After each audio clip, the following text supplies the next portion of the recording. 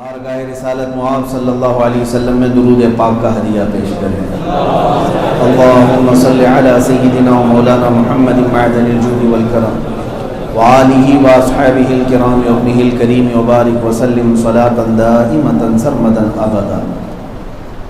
اللہ عز و جل قرآن عظیم میں ارشاد فرماتا ہے، بے شک تمہارے پاس ایک ایسا رسول آیا جس رسول کو تمہارا تکلیف میں پڑنا برداشت نہیں ہوتا۔ وہ رسول کی کیفیت یہ ہے کہ وہ تم سب کو تکلیف میں دیکھنا کبھی گوارا نہیں کرتے۔ حریص علیکم بالمؤمنین، اس رسول کی عادت یہ ہے کہ اگر انہیں سب سے زیادہ کسی چیز کی طلب ہے تو وہ صرف تمہارے ایمان کی، کہ تم ایمان والے ہو جاؤ۔ رؤوف الرحیم، نہایت ہی نرم دل اور شفقت کرنے والا رسول تمہارے درمیان آئے۔ عزیزان گرامی وقار، رسول کریم صلی اللہ تعالیٰ علیہ وسلم کی یہ تین صفات ایک آیت میں اللہ نے بیان فرمائی۔ پہلی چیز تو یہ ہے کہ وہ تمہارا تکلیف میں پڑنا برداشت نہیں کرتے، اور حقیقت یہی ہے۔ حضور پاک صلی اللہ تعالیٰ علیہ وسلم کی سیرت طیبہ اٹھا کر دیکھو کہ غم خاری امت میں پوری زندگی گزری۔ کیا آپ سب کو یہ نہیں معلوم کہ آج تقریباً بچہ بھی جانتا ہے کہ رسول پاک صلی اللہ علیہ وسلم کی زبان پر ایک جملہ زیادہ تھا، رب ہب لی امتی۔ کیا مطلب کیا ہے اس کا؟ آج ہم بھی یہ جملہ دہراتے ہیں اور اکثر لوگوں کو یہ پتہ بھی ہے، رب ہب لی امتی۔ یہ میرے مصطفیٰ کریم صلی اللہ علیہ وسلم اپنے رب سے دعا کرتے تھے۔ کس بات کی؟ رب حب لی امتی کا مطلب یہ ہوتا ہے، اے اللہ میری امت کے معاملات میرے حوالے کر دے، میری امت کے معاملات میرے حوالے کر دے۔ وہ اپنی امت کو لے کر جس قدر حساس تھے میرے عزیزوں، یہی بات مجھے آپ تک آج عرض کرنی ہے۔ امت کیوں آج اس نبی کے نام پر حساس نہیں ہے؟ ظاہر سی بات ہے، جب کبھی ہمارے ساتھ کوئی احسان کرتا ہے تو اخلاقی ذمہ داری تو یہ ہے، نمک کھلانے والے کی بھی احسان فراموشی ہم نہیں کرتے۔ ایک گلاس پانی بھی اگر کوئی پلایا ہو تو پانی پلانے والے کا بھی ہم احسان یاد رکھتے ہیں۔ لیکن جس نبی رحمت صلی اللہ تعالیٰ علیہ وسلم نے اس امت کو ہمیشہ جہنم سے بچانے کے لیے اللہ رب العزت کی بارگاہ میں بار بار دعائیں کی، اس کا کتنا بڑا احسان ہم پر ہے۔ اور اتنا ہی نہیں میرے عزیزوں، عذابات اللہ تبارک و تعالیٰ کی غضب کی نشانیاں ہیں۔ جب بندوں میں گناہ بڑھ جاتے ہیں تو اللہ کا عذاب آتا ہے۔ یہ پہلے سے دستور چلا ہے۔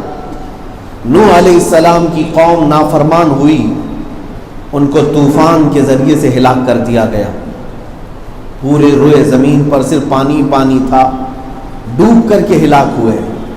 لوط علیہ السلام کی قوم جو بہت ہی فحش گناہ میں مبتلا تھی، اللہ نے نوکیلے پتھروں کی بارش ان پر فرمائی اور ان کی زمین کو اٹھا کر پلٹ دیا گیا، اس آبادی کا نشان بھی باقی نہیں رہا۔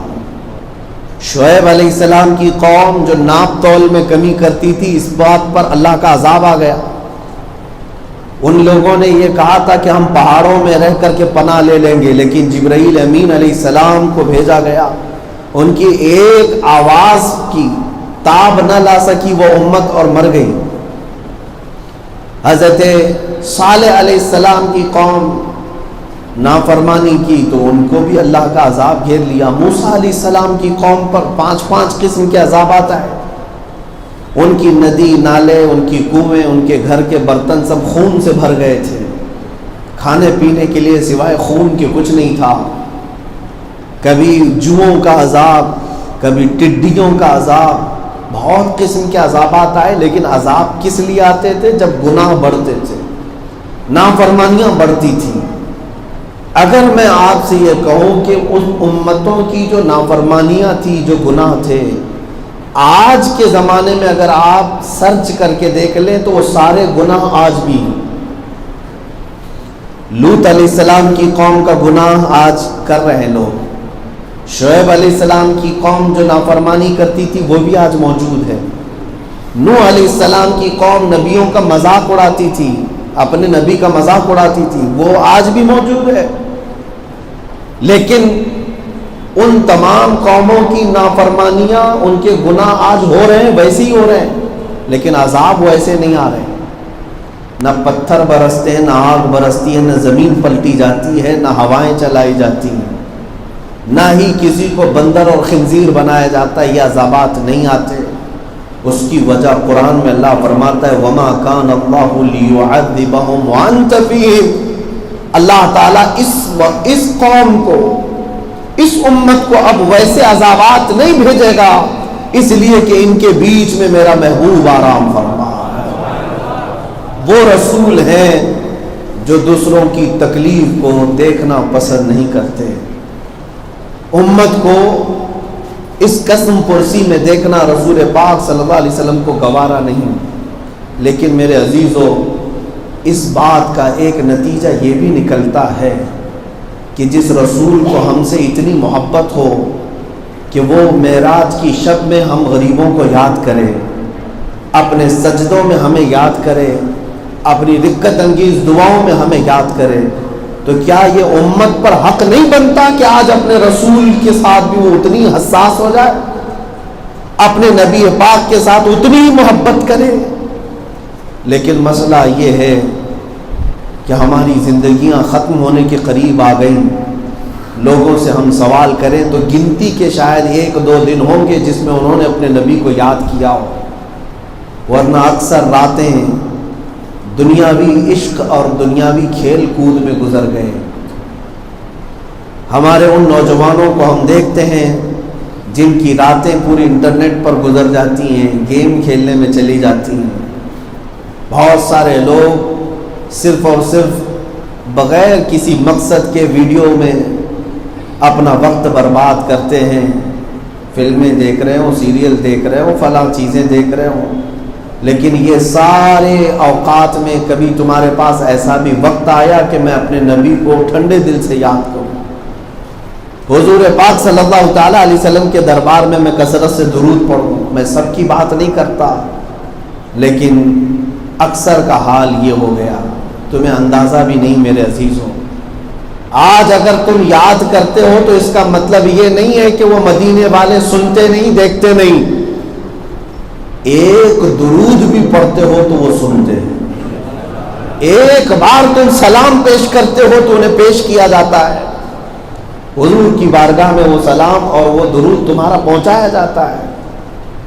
آپ کو پتہ ہوگا ایک شخص نہایت ہی مفلس تھا، قرضوں کے بوجھ تلے دبا ہوا تھا، پریشان حال تھا، کئی لوگوں سے قرضے لیا تھا، واپس ادا نہیں کر پاتا تھا۔ جو جتنے قرض خواہ تھے ان لوگوں نے قاضی کے پاس مقدمہ کر دیا اس شخص کا کہ ہمارے قرضے لیتا ہے، واپس نہیں کرتا۔ قاضی نے بلایا اور اس سے کہا 3 دن کا ٹائم دیتا ہوں، سب کا قرضہ ادا کر ورنہ تجھے جیل میں ڈال دیا جائے گا۔ تو وہ غریب تھا، مال پیسہ کچھ تھا نہیں، باہر نکلا روتے ہوئے، ایک بزرگ سے ملاقات ہوئی، ان سے اپنا حال بیان کیا تو انہوں نے کہا اتنا رونے کی کیا بات ہے، جا گھر میں بیٹھ اور جو کچھ تجھ پر گزرا ہے اپنے نبی کو بتا، حضور پاک صلی اللہ علیہ وسلم کو یاد کر، کثرت سے درود پڑھ۔ اب اس کے علاوہ چارہ بھی کیا ہے؟ گیا رات کے وقت، اپنے غم اور اپنے سارے درد یاد آ گئے، کہاں کہاں ٹھوکریں کھایا، بیوی بچوں کو ایک لقمہ کھلانا آج مصیبت بن گیا، روتے روتے وہ درود پڑھتے ہوئے سو گیا۔ خواب میں اسی رات رسول پاک تشریف لاتے ہیں، تاجدار مدینہ صلی اللہ تعالیٰ علیہ وسلم آتے ہیں اور ارشاد فرماتے ہیں غم نہ کر، تیرا قرضہ پورا ادا ہو جائے گا۔ اس نے خواب میں پوچھا کہ کیسے ادا ہوگا؟ کہا کل شہر میں جانا، بادشاہ کا ایک وزیر ہے یا بادشاہ ہے، اس کے پاس جا کر یہ بات سنا دینا کہ تجھے ضرورت ہے، وہ تجھے دے دے گا، جتنے مال کی ضرورت ہے وہ دے دے گا۔ اس نے کہا بادشاہ کا دربار بڑا ہے، مجھ جیسا غریب آدمی اور کہوں گا تو مجھے کیا دے پائے گا؟ حضور پاک صلی اللہ علیہ وسلم نے فرمایا وہ عام انسان نہیں ہے، اگر وہ تجھ سے پوچھے کہ تجھے رسول نے بھیجا ہے، کیا ہے تیرے پاس ثبوت، تو اس سے اتنا کہہ دینا کہ روزانہ رات کو تو 1000 بار حضور پر درود پڑھتا ہے، چھپ کر کے کسی کو بتائے بغیر، اور کل کی رات پڑھنا تو بھول گیا تھا اور سو گیا تھا۔ حضور پاک صلی اللہ علیہ وسلم نے اس غریب مفلس آدمی کو خواب میں بتایا کہ وہ اس بادشاہ یا اس وزیر کا حال یہ صبح اٹھا، شہر گیا اور اس بڑے دربار میں جا کر کے اس نے کہا، وقت کے بادشاہ سلطان یا اس کے وزیر، کہا کہ میں رسول پاک صلی اللہ علیہ وسلم کی طرف سے آیا، حضور نے مجھے تمہارے پاس بھیجا ہے۔ اس نے کہا میاں کتنی بڑی بڑی باتیں کر رہے ہو، مال کی ضرورت ہے تو لے لینا، یہ کیوں کہتے ہو کہ رسول اللہ نے بھیجا ہے؟ تو اس غریب آدمی نے کہا ہاں مجھے حضور نے یہ بھی بتا کر بھیجا ہے کہ روزانہ تم سب سے چھپ کر کے 1000 بار درود پڑھتے ہو، اور کل کی رات نیند کا غلبہ آ گیا اور تم نہیں پڑھ سکے، سو گئے تھے۔ اتنا سنتے ہی وہ اپنی کرسی سے اچھل کر نیچے آ گیا، اور اس کے بعد پھر کہا کیا میرے بارے میں حضور نے فرمایا؟ اپنے سارے خزانے کھول دیا، جتنے تجھے مال کی ضرورت ہے سب لے جا۔ میں یہ واقعہ کئی مرتبہ عرض کر چکا، لیکن یہاں بات اس لیے عرض کر رہا ہوں، وہ وقت کا سلطان تھا، بادشاہ تھا یا وزیر تھا، وہ رقص کرنے لگا، وجد کرنے لگا اور کہا برسوں سے میں درود پڑھ رہا تھا، لیکن ایک غریب کے درد کی وجہ سے میرے مصطفیٰ نے بتایا میں تیرا درود سن رہا ہوں۔ عزیزان گرامی وقار، حضور اکرم صلی اللہ تعالی علیہ وسلم کی کیفیت قرآن نے یہی بیان کی، وہ کسی مصیبت زدہ کو، تکلیف زدہ کو دیکھنا گوارا نہیں کرتے۔ اسی لیے تو رسول پاک صلی اللہ تعالی علیہ وسلم منبر پر خطبہ دے رہے تھے، صحابہ کہتے ہیں اچانک مسجد میں بچے کے رونے جیسی آوازیں آنے لگی، لیکن کوئی بچہ تو تھا نہیں۔ حضور منبر سے اتر کر کے آئے، جو لکڑی آپ لے کر کے کھڑے ہوتے تھے عصا خطبہ دینے کے لیے، وہ عصا حضور پاک صلی اللہ علیہ وسلم نے اس دن چھوڑ دیا تھا مسجد کے باہر۔ منبر سے اتر کر کے اس لکڑی کے پاس گئے، اس لکڑی کو اٹھایا تو آواز بند ہو گئی، آواز بند ہو گئی۔ پھر حضور پاک صلی اللہ علیہ وسلم اس کو اپنے کانوں سے لگائے، سینے سے لگائے، پھر آئے خطبہ دیا۔ صحابہ نے پوچھا حضور یہ کیا تھا؟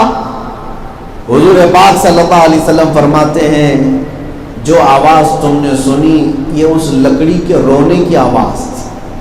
کیوں رو رہی تھی؟ فرماتے ہیں کہ میرے جدائی کے غم میں رو رہی تھی، اب تک میں اس کو ہاتھ میں لیا کرتا تھا، آج میں منبر پر بغیر اس لکڑی کے کھڑا ہوا تو وہ میری جدائی کے غم میں رونے لگی، لیکن اس کا رونا مجھ کو دیکھا نہ گیا، میں خطبہ چھوڑ کر کے آ گیا۔ اب اندازہ کرو اگر لکڑی کا ایک تنا روئے تو وہ رسول بے قرار ہوتے ہیں، امت اگر اس رسول کو رو کر یاد کرے تو کیا وہ میرے مصطفیٰ مدد کے لیے نہیں تشریف لائیں گے؟ کیا وہ دستگیری نہیں فرمائیں گے؟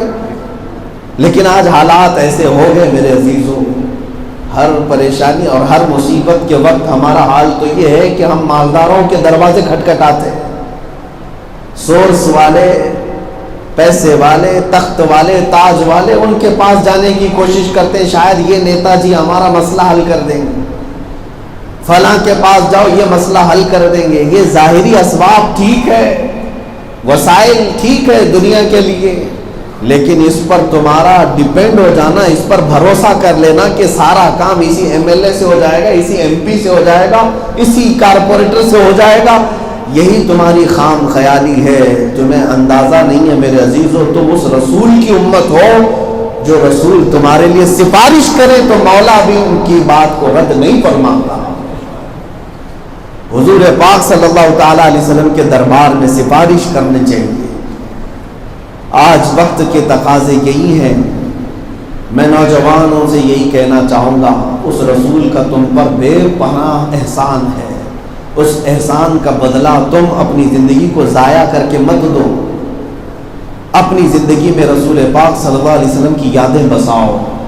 آج سے کئی سال قبل ہی میں نے یہ کہا تھا، یہ محبت کیسے منتقل ہوتی ہے اپنے نبی کی؟ صرف تقریروں سے نہیں، ہر باپ اپنے بچے کی تربیت کرے اسی محبت پر، تب یہ منتقل ہوگی، تب یہ ٹرانسفر ہوگی۔ اگر آپ یہ سوچیں کہ صرف اور صرف جلسوں سے اور بیانات سے ہی یہ چیزیں پھیلیں گی، ایسا نہیں ہے، بلکہ ہر مومن، ہر مسلمان کو یہ چاہیے۔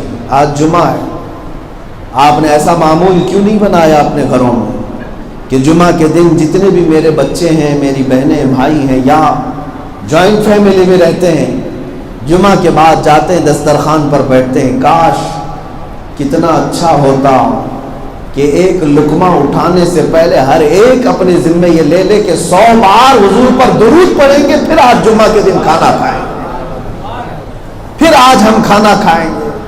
گھروں کے اندر جو عشق رسول کی بہاریں آئیں گی انہیں سمیٹ نہیں پاؤ گے۔ حضور اکرم صلی اللہ تعالی علیہ وسلم کی محبتوں کی جو بہاریں آئیں گی، آپ کو خود ایک انقلابی ماحول نظر آئے گا۔ پہلے میرے عزیزو اپنے گھروں سے اس کی تبدیلی شروع کرو۔ یہ نہیں ہے کہ جمعہ میں آ کر کے یا کسی تقریر میں بیٹھ کر کے صرف سبحان اللہ کہنا ہی ثواب ہے۔ اپنے گھروں میں ریولیوشن لانا یہ سب سے بڑی ذمہ داری تمہاری ہے، اس لیے کہ میں دیکھ رہا ہوں کل آنے والا جو ماحول ہے وہ بہت ہی چیلنجز سے بھرا ہوا ہے۔ یہ ہمارے چھوٹے بچوں کو میں دیکھتا ہوں جو 2 سال کے بچے 4G اور 5G چلانے کے قابل ہو چکے، آج ان کے ہاتھوں میں اینڈرائڈ موبائل کھلونے کی طرح ہو چکا ہے، 2 سال 3 سال کے بچوں کے ہاتھ میں۔ ان کی جوانی جب آئے گی تو یہ کس انداز میں بڑھے گی، یہ اندازہ کرنا بھی مشکل ہو گیا ہے۔ ہمارا دور تو ختم ہونے کے قریب ہے، ہم نے جو جینا تھا وہ جی لیا ہے، موت ہمارے سروں پر لٹک رہی ہے، ہم تیزی سے اپنی موت کی طرف بڑھ رہے ہیں، لیکن جو چھوٹے بچے ہیں ان کا مستقبل، ان کا فیوچر داؤ پر لگا ہوا ہے، یہ ہزاروں طوفانوں میں گھرے ہوئے ہوں گے۔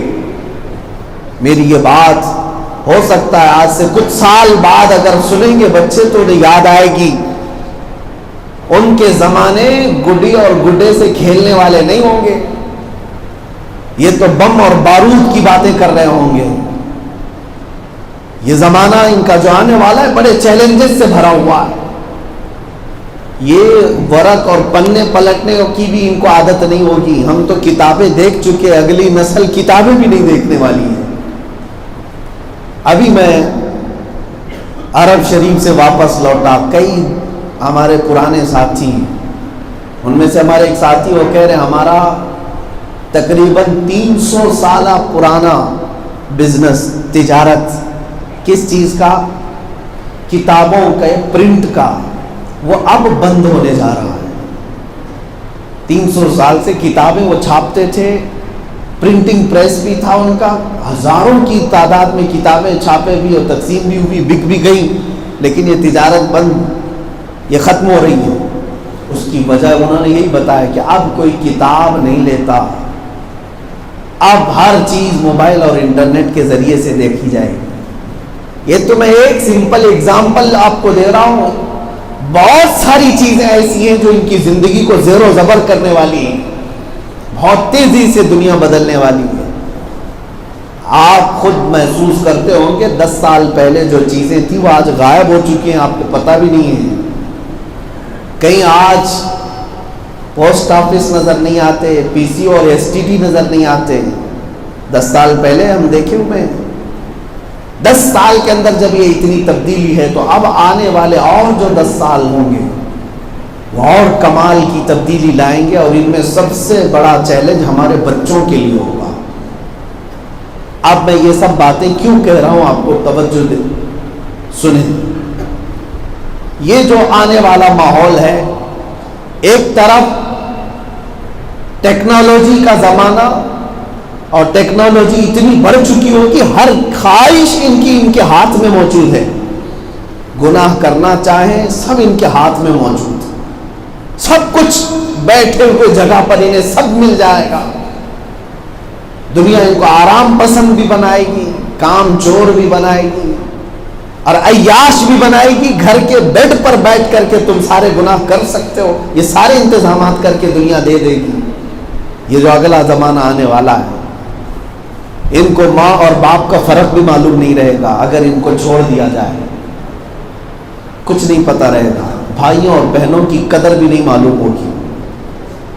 میرے عزیزو، اس زمانے کے لیے تیاری کیا ہونی چاہیے؟ ایک طرف ٹیکنالوجی کا حملہ، دوسری طرف کفار و مشرکین جو اسلام دشمن ہیں، یہ مسلسل اس بات کی کوشش میں ہے کہ مسلمانوں کے سینوں سے اسلام ختم ہو جائے. یہ بڑے بڑے طوفان انتظار کر رہے ہیں ہمارے بچوں کو نگل جانے کے لیے. اسکولوں کے سیلیبس بدل دیے گئے، ان کو ان کی تاریخ یاد نہ رہے. ایجوکیشن پورا بدل دیا گیا کہ ان بچوں کو ان کے پرکھوں کی تاریخ یاد نہ رہے. سب تبدیل ہو گیا. اور آگے ان بچوں کے لیے آپ کی تیاری کیا ہو؟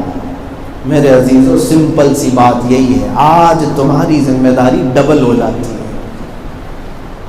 ایک بات تو طے ہے کہ ان کے ہاتھوں سے آپ نہ موبائل لے پاؤ گے، نہ انٹرنیٹ بند کر پاؤ گے، نہ ان کو ٹیکنالوجی کے دور سے پیچھے لا پاؤ گے. جینا تو اسی دور میں ہے انہیں، انہی سامانوں کے ساتھ ہی جینا ہے. لیکن علاج میں آپ کو بتا رہا ہوں، علاج یہ نہیں ہے کہ بچوں کے ہاتھوں سے یہ سب چیزیں ختم کر دو. آج تم ہو ختم کر سکتے ہو. جہاں تمہاری آنکھ بند ہوئی وہ بچہ پھر سے استعمال کرے گا. اس کا حل اور علاج ایک ہی ہے. اس کو جس میدان میں بھی رہنا ہے، بچے کو اتنا عشق رسول پلاؤ کہ یہ جس وادی میں بھی جائے اپنے نبی کا وفادار بن کر کے. اس کا علاج ایک ہی ہے. ہمارے بزرگوں نے بہت پہلے سے اسی طریقے کو اپنایا.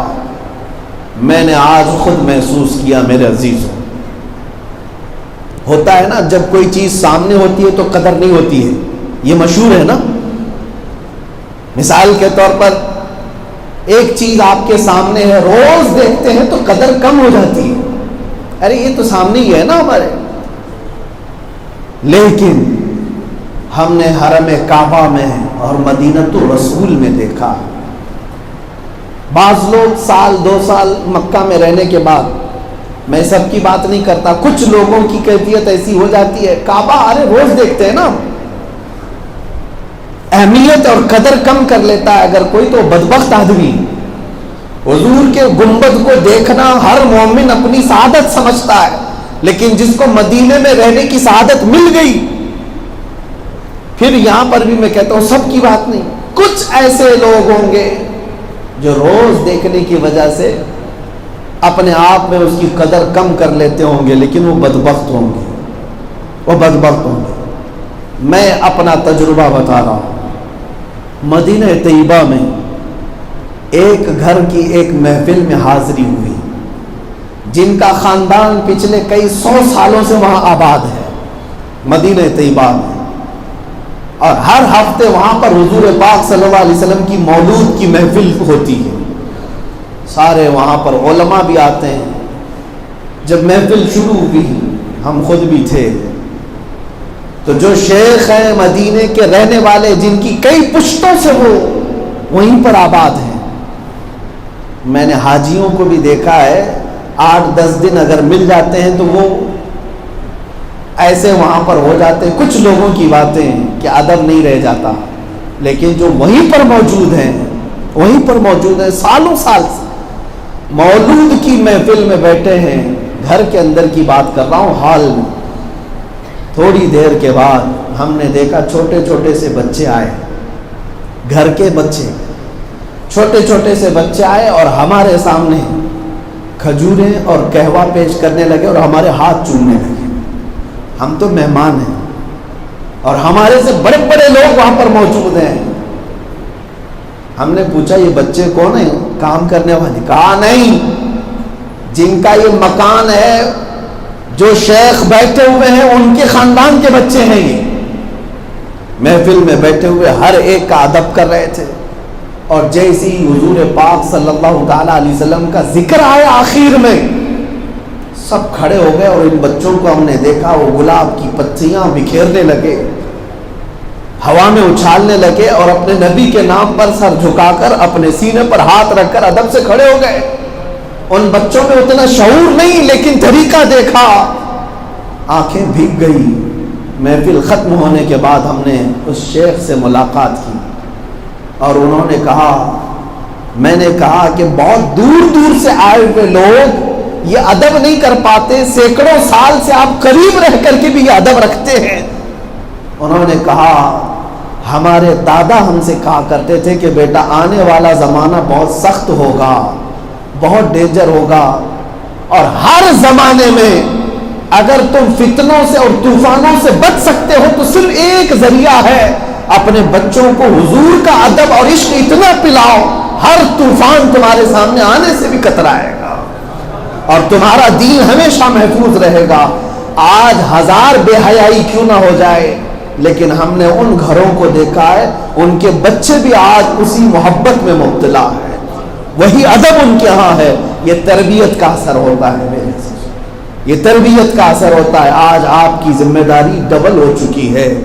جاؤ اپنے گھروں میں ان بچوں کو صرف اور صرف جانی ایس پاپا پر ہی مت رکھو, ان کو اپنے نبی پاک کی محبت اور حضور کے نام کا بھی گرویدہ بناؤ اور ان سے یہ باتیں کرو کہ بیٹا ہر چیز کو ہم کمپرومائز کر سکتے ہیں لیکن اپنے نبی کی محبت اور عزت پر کوئی کمپرومائز نہیں کرتے, یہ ہماری جان سے زیادہ بڑھ کر کے. ایک بات یاد رکھنا اے میرے عزیزوں مسلمانوں, یہ میرا میسج ہے کہ اگر تمہارے سینے میں حضور سے محبت کرنے کا جذبہ ہے تو یوں سمجھ لو کہ تمہاری روح تمہارے ساتھ ہے, اور اگر یہ چیز نکل گئی تو تم مردہ لاش ہو, لاش ہو, تمہاری کوئی حیثیت نہیں ہوگی. دنیا آج اگر ڈرتی بھی ہے تمہارے سے تو تمہاری داڑھی اور ٹوپی سے نہیں بلکہ تمہارے سینے میں جو حضور کے لیے بے انتہا محبت ہے یہ ان کو خوف زدہ کرتی ہے, یہ خوف زدہ کرتی ہے. اسی لیے علامہ اقبال نے کہا تھا کہ انگریز یہ کہتا ہے یہ فاقہ کش موت سے ڈرتا نہیں ذرا. انگریز تھک گئے تھے مسلمانوں کو کاٹ کاٹ کر کے, بکھیر کر کے, پھر آخر میں وہ کہنے لگے یہ بھوکے رہتے ہیں, فاقوں پر رہتے ہیں, موت سے ڈرتے نہیں. وجہ کیا ہے؟ انگریز کہتا ہے روح محمدی اس کے بدن سے نکال دو, روح محمدی اس کے بدن سے نکال دو. ساری دنیا کو پتا ہے روح محمدی وہی عشق مصطفیٰ کو کہتے ہیں.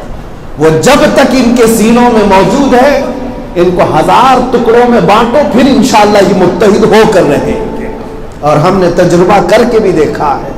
اسی لیے میری گفتگو کا خلاصہ یہی ہے, جو نہ بھولا ہم غریبوں کو رضا, یاد اس کی اپنی عادت کیجیے. اس رسول کریم صلی اللہ تعالی علیہ وسلم کے ساتھ وفا کرو. انہوں نے جب ہمارے لیے یہ تک ارشاد فرمایا, اے نوجوانوں, کبھی کبھار میں نصیحت کرتا ہوں تو کچھ بچے یہ کہتے ہیں ہماری انجوائمنٹ کی زندگی ہے, لائف کو انجوائے کرنے دیں, کیا آپ اتنا زیادہ ہمارے اوپر سختی کریں گے؟ میرے عزیز بچے, کچھ لوگوں کو ایسا لگتا ہے کہ میری زندگی ہے, تم کو کیا تکلیف ہے, مجھے کرنے دو. کچھ لوگوں کو ایسا لگتا ہے کسی کو تکلیف ہی نہیں ہوگی اس کے بگڑنے سے, اس کے شراب پینے سے, اس کے نشہ کرنے سے, اس کے جوا کھیلنے سے, اس کے تاش کے پتوں پر جانے سے. وہ یہ سمجھتا میرا پیسہ لگ رہا ہے, کسی کے باپ کا تھوڑی نہ ہے, میں کر رہا ہوں تو تمہیں تکلیف کیا ہے. تمہیں اندازہ بھی نہیں تم سے بے پناہ محبت کرنے والی ذات بھی کوئی ہے. جب تم بڑے ہوگے اور تمہارا بچہ تمہاری آنکھوں کے سامنے بدکاری کرے گا تمہیں درد کا احساس ہوگا کہ میرے جگر کا ٹکڑا آج میرے سامنے برباد کیسے ہو رہا ہے.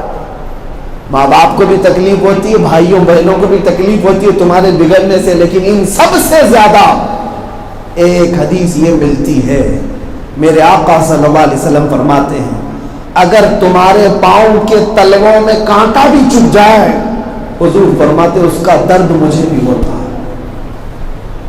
تمہارے تلووں میں کانٹا چبھے تو درد کا احساس اس تاجدار مدینہ کو ہوتا ہے.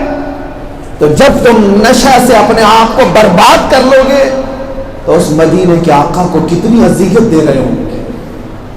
ماں باپ تو روتے ہی ہیں, گھر بار تو ٹوٹتا ہی ہے، لیکن اس مدینے کے آقا پر کیا گزرتی ہوگی. اسی لیے تم نبی پاک صلی اللہ علیہ وسلم کو اپنے اعمال سے اذیت دینا چھوڑ دو. بلکہ حدیث پاک میں یہ بھی ہے، ہر جمعرات کو تمہارے اعمال حضور کے پاس پیش کیے جاتے ہیں، فرشتے لے جاتے ہیں، میرا بھی تمہارا بھی نام کے ساتھ بتاتے ہیں، آپ کی امت کا فلاں بن فلاں ہفتے بھر یہ کام کرتا رہا. جب فرشتے اپنے رسول کے پاس ہمارے اعمال سنا رہے ہوتے تو نبی پاک صلی اللہ تعالی علیہ وسلم پر کیا گزرے گی؟ اس کا کچھ تو خیال کیا جائے. اے نوجوانوں، عیش بہت ہو چکا، موت تمہارے قریب ہے. ہم نے جوانوں کے بھی جنازے جاتے دیکھے. اللہ کا غضب ہوتا ہے تو توبہ کی توفیق بھی نہیں ملتی.